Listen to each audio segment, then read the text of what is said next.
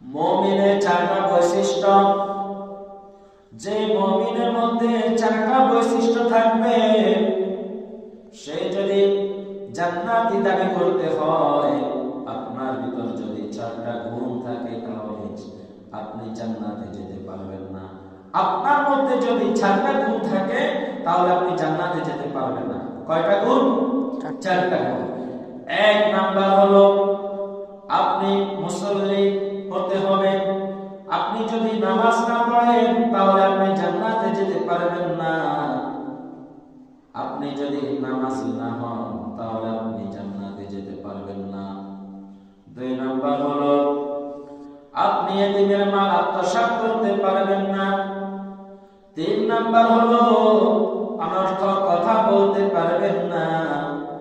চার নাম্বার হলো আপনি ময়দানে মাশরকে হাসরকে আল্লাহ রাসূলকে অস্বীকার করলে আপনি জান্নাতে যেতে পারবেন।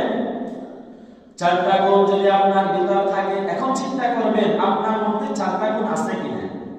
যদি আপনার ভিতর চারটা গুণ থাকে, তাহলে আপনি জাহান্নামী।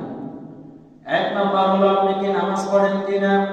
আমাদের এই গ্রামের মধ্যে, এই শহরের মধ্যে অনেক মানুষ আছে নামাজ পড়ে না, কিন্তু আপনি তাকে জিজ্ঞাসা করেন তুই ইমানদার না বেঈমানদার, সে বুকে হাত দিয়ে বলবে আমি ইমানদার। নামাজ না পড়লে কি হবে? আমার ঈমান ঠিক আছে।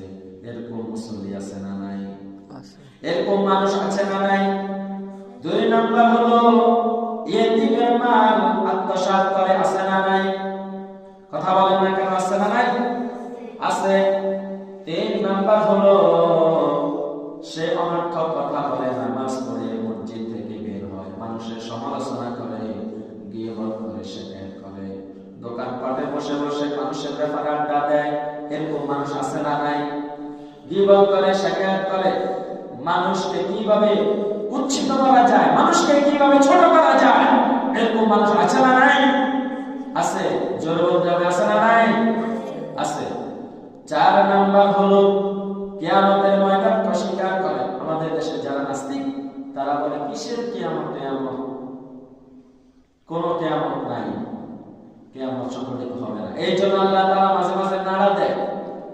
ঢাকা মতো বড় একটা শহর, এই শহরের মধ্যে আল্লাহ তাআলা মাঝে মাঝে ভূমিকম্প দিয়া মানুষদেরকে বোঝায়, তোরা যে